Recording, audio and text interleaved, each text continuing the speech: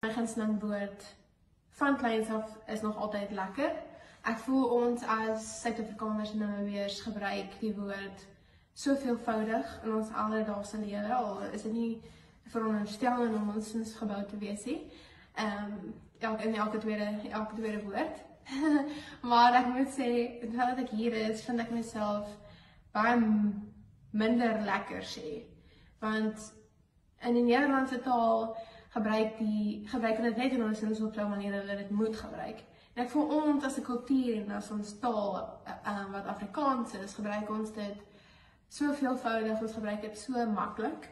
En ek voel dit bring ons almal saam. Ons weet dat dit is net lekker.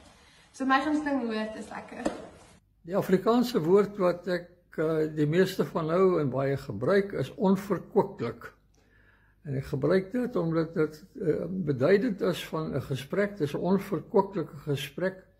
Of die gebeure was onverkwiklik geweest of die toestand is onverkwiklik.